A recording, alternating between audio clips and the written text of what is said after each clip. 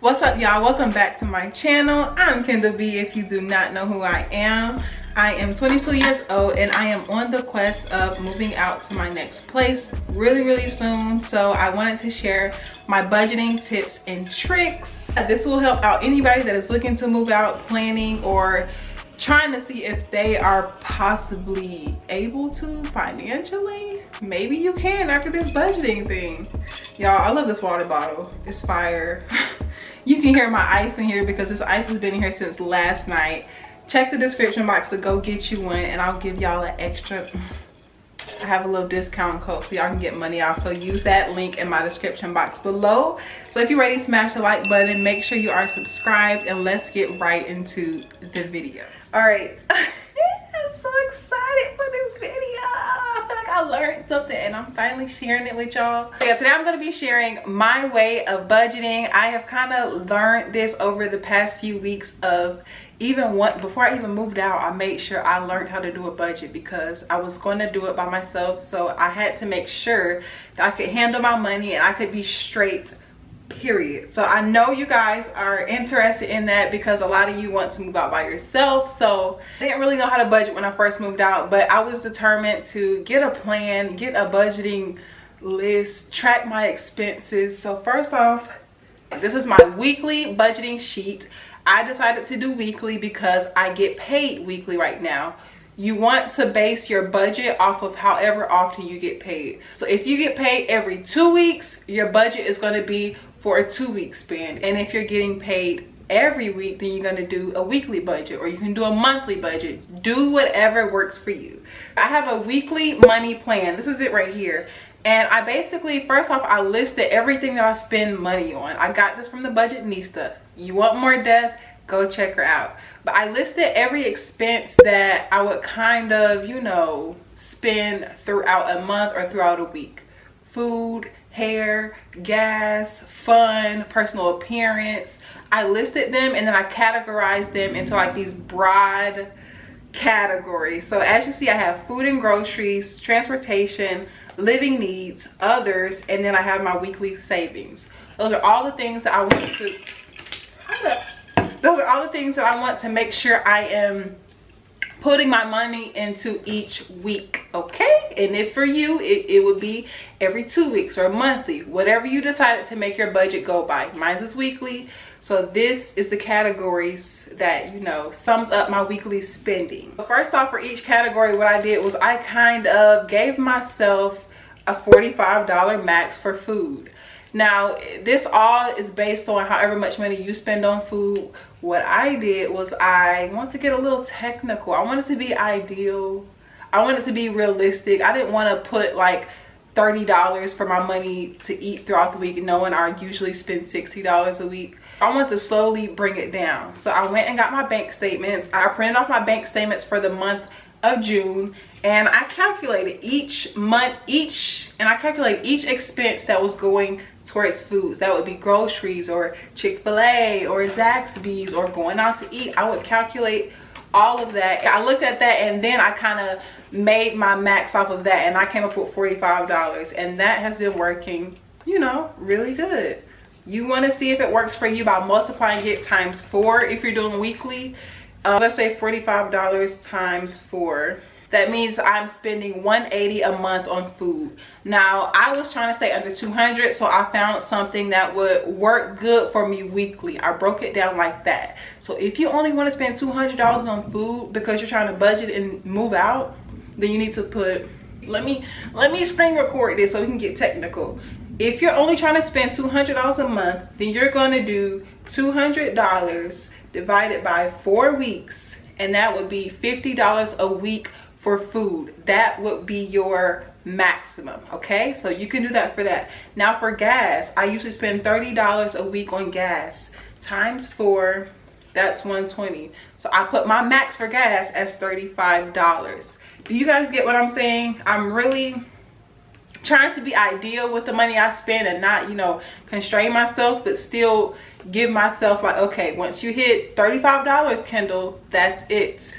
And then with the food, I'm being very strict with myself, but I am still giving myself a little, you know, wiggle room to change things up. So if you want to spend $15 on eating out and $30 in the grocery store, then do that. But you will not go over that $45 maximum. So that's how I've been disciplining myself with that, because eating out was my biggest struggle with budgeting. Like, especially if I'm out and about and it's the weekend, honey, what budget, what? But I've been doing amazing. I've been doing so good. So like I said, categorize your expenses, make you maximums for the weekly, bi-weekly, or monthly. That's kind of how I'm budgeting my money week by week, and it's also helping me save, because within my budget plan I have a minimum amount that I will allow myself to save. For example, if I want to save $1,200 within a month,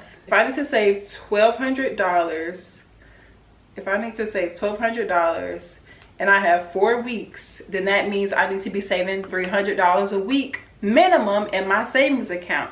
So that's kind of how I do it. Like, I'm putting my maximum of how much I want to spend on furniture, and I am, you know, dividing that by how many weeks I have left to move in, and that will be how much I need to put aside each week for that. So it's all about knowing where your money is going, being aware, and making a plan, because this plan kind of keeps me straight aligned, keeps me in order. Because if I go into a store and I'm like, oh my god, I need to buy that, no, I need to buy that, I'll think about it and I'll look at my little plan and it'll say, oh, you only got $6 left for food, you only got $6 left for your fun, you only got $3 left for gas. So it just teaches you to think smarter. And you know, if you go past your maximum, you might feel a little bad. I don't like feeling bad, so I don't be trying to go against the grain. So it's really holding yourself accountable and sticking to your budget plan to see results, because boy have I seen results. Like, making big purchases during moving out can catch you off guard, and it can make this experience way worse than it has to be. So something that I've learned while I have been budgeting at home is, like, you have a lot of big purchases when you are moving out. Let's say, well, not let's say, because this is what your girl is dealing with right now. I had to pay for my administrative deposit and application fees. Out of nowhere, that's like $500. And you know, most people don't just want to give up $500 like that. So before you're moving out, you could be like, okay, I need $500 so I can apply by next month. So I need to save this amount each week, so that when it's time to pay that money, you're not like, oh man, dang, that hurt. Like, you're like, okay, here's the money, I've been working towards it, there you go. So it doesn't hurt to make big purchases, or it doesn't, you know, make you feel bad. You're like, dang, I spent $1,000 on this couch. Like, I don't know, I ain't spent $1,000 on the couch, y'all. I'm not spending $1,000 on nothing right now. So yeah, it just makes you feel a lot better when you already have something that you've been accumulating to pay something off, to, you know, have something handled. So be organized, have your money organized, have your money planned, so that you're not stressing when you have to buy furniture, or when you have to, you know, pay all these extra fees out of nowhere. You have an emergency savings, you have money set aside. So you really just have to be smart, and you have to be strategic. My furniture, let's say I kind of got a little frazzled. I'm like, oh dang, I gotta spend all this money on furniture. But the week that I applied, I set out how much money each week would go towards my furniture. $200 a week is going to accumulate to buy this $700 couch I want, or to buy this $500 couch I want. So it's not out of nowhere.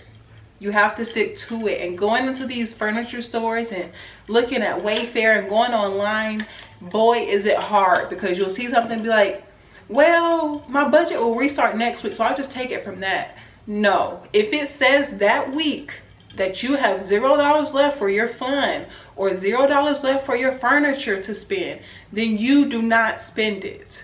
Don't spend it. I am so proud of myself, because I almost got caught up this week. Almost got caught up today, because IKEA opened up, and I literally have gotten in my car and started the route to IKEA and have turned myself around, just because I'm remembering my weekly plan, I'm remembering that, Kendall, you've hit your budget for the week. Just about. You've hit your budget for furniture for the week. Just about. Do not go to IKEA and get overwhelmed and just feel like you have to buy something, because I know I would. I've been waiting for IKEA to open ever since I got applied. So I've turned myself around because I said, no, I've hit my limit. Now when my new pay period starts and my new weekly budget starts and I have my furniture savings to, you know, dig into again, like my budget says I can, then I can go to IKEA and buy those things that I want. You have to stick to the plan.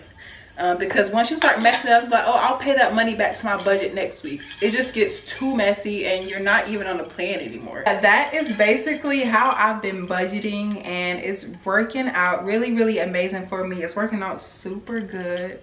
I'm following my savings plan. I'm not going over budget. I am buying my furniture as planned, not over consuming, not overspending, and everything's working out good. So I've already accumulated from this specific budget. I've already accumulated the first months of rent that they're going to charge me, and the move-in fees and all those extra fees when you first move in. I've already accumulated weeks ago because I did this budgeting plan, and it wasn't stressful to take out that $400 each week because I knew it was coming out. A lot of discipline you have to work on. So I hope this is helping y'all out. If you have any more questions about it, of course, drop them down below. If you have any more suggestions of what you would like to see pertaining to this series, let me know. Drop a comment. Thank you guys so much for watching. Don't forget to smash that like button and tune in to all of my videos, because I've been posting every Sunday, Monday, Tuesday, Wednesday, and Thursday. I like that schedule. I'm not promising y'all, but I'm saying I'm trying to do those days. So just keep an eye out and turn on your bell notifications. Yeah, I'll see you beautifuls in my next video. Bye.